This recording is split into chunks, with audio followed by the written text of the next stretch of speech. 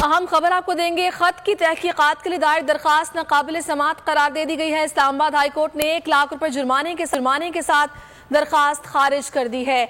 आपको आगाह करेंगे, इस्लामाबाद हाई कोर्ट ने खत की तहकीकात के लिए दायर दरखास्त को नाकाबिल समात करार दे दिया है और 1 लाख रुपया जुर्माने के साथ दरखास्त को खारिज कर दिया गया है।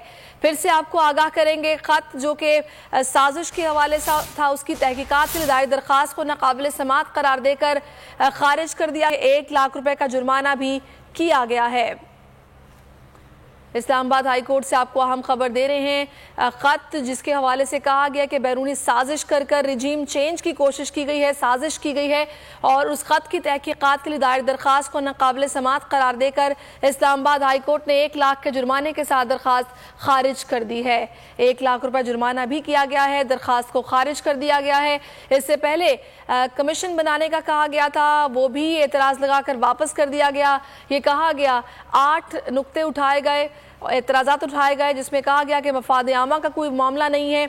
उसके बाद ये जो खत है जिसकी तहकीकात के लिए दरखास्त दायर की गई थी, वो भी नाकाबिल समात करार देकर इस्लामाबाद हाई कोर्ट ने खारिज कर दी और 1 लाख रुपया जुर्माना कर दिया है। फयाज महमूद हमारे साथ, उनसे मजीद बात करेंगे। जी फयाज।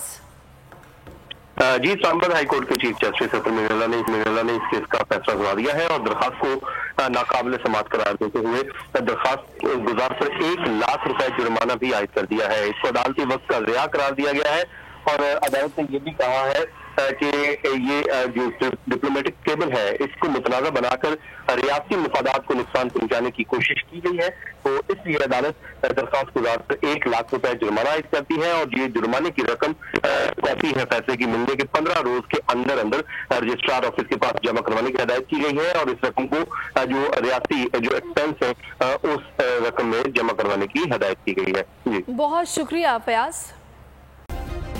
सब्सक्राइब करें और बेल दबाएं ताकि कोई खबर रह न जाए।